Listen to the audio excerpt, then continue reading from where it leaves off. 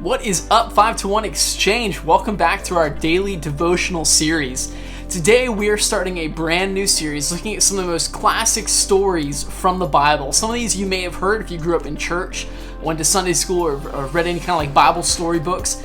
Some may be new to you. If you didn't grow up in church, they may all be new to you. The cool thing is all these stories reveal a lot of different truths about God and about His Word and about who He is and what He's doing. And so really excited for this series that we're doing right now. And we're going to kick off with the story of Joshua and Jericho. Now, you may be familiar with this story where Joshua's coming in and they're trying to capture this city of Jericho. But we're going to jump right into Joshua chapter 6. And Joshua 6 opens like this to give a little background on it. So God had come to a man named Abraham years and years and years before and had promised to give him a nation and a family. And we fast forward, he's had a son, he's had a family, they go down through the lines, and his family, his great descendants, end up in the nation of Egypt during a time of famine. If you've heard the story about Joseph and his coat of colors and the dreams he interprets, Joseph's there, he interprets this dream from the Pharaoh about a famine that was coming, so they prepare for it and they start bringing in everybody, and Joseph's family ends up coming down and living in Egypt, and they stay there for hundreds of years, and their family just ends up growing into the nation of the Hebrews, or the Jews. And so they're there for a while. Egypt enslaves the Hebrews, and Moses kind of rises up to lead the Hebrews out of slavery from Egypt. So Moses is successful. They have all these plagues and signs that God does to Pharaoh to convince him to let his people go. He finally lets the Hebrews go, but chases them down, and Pharaoh and his army get swallowed up in the Red Sea when the Hebrews walk through it on dry land. And so Moses leads the people of Israel, the Israelites now, the Hebrew nation, out into the wilderness. And at this time, God's doing a lot. He's teaching them about Him. He's giving them the laws and the commandments. He's also promising to lead them to this promised land that's flowing with milk and honey. It's an abundant, bountiful land. And so when they finally get there, the Hebrews decide, let's send some spies in to kind of scout this out first. They send in these spies, and they go in there, and all the spies, except for two, come back and say it's full of giants and warring people. We can't conquer this. God has led us here to destroy us. But these other two spies, Caleb and Joshua, come back and say, no, I think that the Lord can deliver this people, this land, into our hands as He's promised. But because of the overwhelming unfaithfulness of the Israelites at this point, and it's important to note, this isn't the first time that the Israelites have shown that they're unfaithful to God. It's been time and time and time again, and God has been very patient and gracious with them.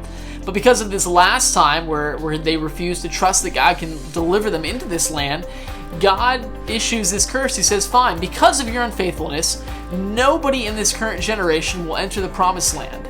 All of you will die off. And see, their biggest concern, they said, was we're worried about our children. God has led us here so that our children will die at the hands of these warring nations in the promised land.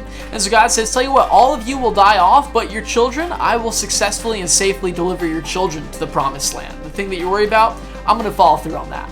And so they wander in the wilderness for 40 years until everyone within this generation dies off, with the exception of Joshua and Caleb. And they end up, at this point, Moses has died, the leader of the Israelites, and God comes to Joshua and commissions Joshua to lead the Israelite nation, and he's like, Joshua, we're going to do it again. We're going to go to the promised land. Just be faithful. Have faith in me. Be strong and be courageous. Don't be afraid. And so they cross over the Jordan River. They enter into the promised land for the first time. And when they get there, they come to this settlement called Jericho. Now, Jericho was an ancient, basically like a fortress. It had a massive wall that surrounded the city that was impenetrable.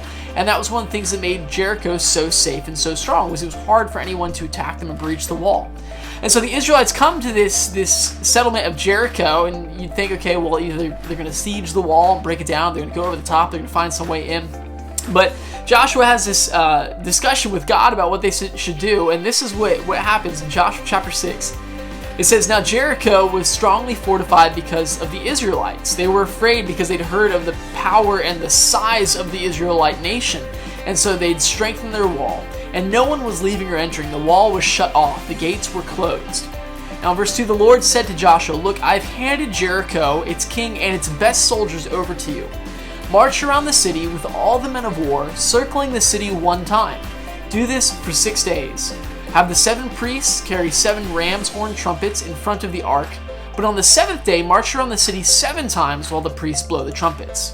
When there's a prolonged blast of the horn and you hear its sound, have all the troops give a mighty shout.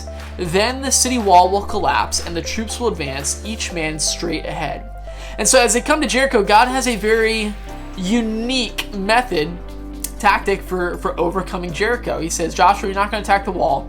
What I want you to do is march around it with all the people of Israel, blowing trumpets each day. March around the walls one time, come back to camp.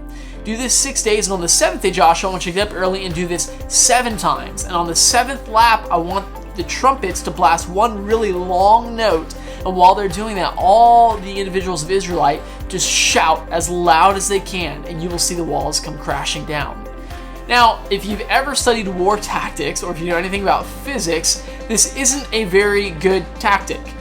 Trumpets are loud, people shouting, especially thousands upon thousands upon thousands of people, are loud, but realistically, making that much noise is not going to tear down brick walls. And so this idea for overcoming Jericho seems absolutely ridiculous. But we see Joshua's response to the very next verse.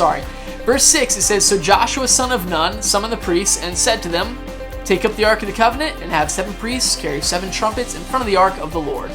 And he said to the troops, Move forward, march around the city, and have the armed men go ahead of the Ark of the Lord. Without batting an eye or missing a beat, Joshua gathers people together and says, This is what we're going to do. We're going to march around Jericho each day, blowing these trumpets. And on the last day, we're going to do it 7 times, and we're going to yell at the wall. So we see that Joshua has learned his lesson all these years following God. He is faithful to what God is saying. Yes, what God is saying seems a little ridiculous, certainly unorthodox, but Joshua is not questioning it. He's looking and he's thinking, most likely, God has proven himself all these years. What is going to stop him from proving himself and being faithful again this time? And so the Israelites march around this wall for 6 days, blowing these trumpets, and verse 15 says, Early on the 7th day, they started at dawn and marched around the city 7 times in the same way. That was the only day they marched around the city 7 times. And after the 7th time, the priests blew the trumpets, and Joshua said to the troops, Shout, for the Lord has given you the city. Now in verse 20, So the troops shouted, and the trumpets sounded, and when they heard the blast of the trumpet, the troops gave a great shout, and the wall collapsed. And the troops advanced into the city, each man straight ahead, and they captured the city. And so we see that Joshua was faithful to what God had told him to do, and God was faithful to his original promise that Joshua, if you do it this way, I will bring these walls crashing down without you having to do anything else. And what's neat is Joshua's command to the Israelites says, at the 7th time, blow, and Joshua says to troops, shout, for the Lord has given you the city. And what we see in this passage, what's really interesting, is Joshua's focus this whole time was on God and his faithfulness. He doesn't say shout and the city will be yours. He says shout, for the Lord has given you this city.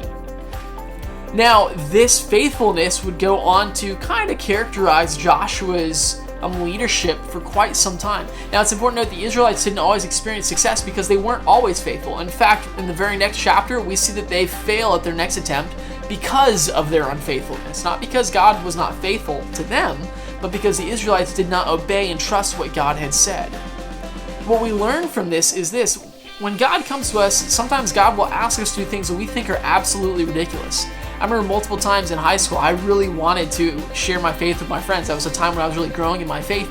And there were times I felt like, Foster, you need to go sit with that person at lunch. You need to go talk to that person. And I remember thinking like, God, that's ridiculous. I don't know that person. You know how weird it is, God, if somebody comes up to you that you don't know and they just start talking to you, especially about something as intimate as faith. Like, it's weird. But so many times when I was faithful, and I'll be honest, I wasn't always faithful to that, but when I was, it was always interesting to note how God brought something really interesting out of that encounter.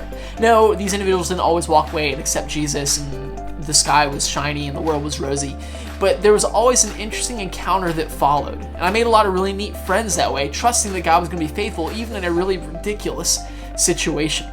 So guys, as we go through this week, as you have opportunities to share your faith, as you have opportunities to live with one another, if you feel God leading you in interesting ways, I'm going to use the term interesting, in ways that may not make sense, my encouragement is that you would trust God, that He is faithful to bring you where you need to be.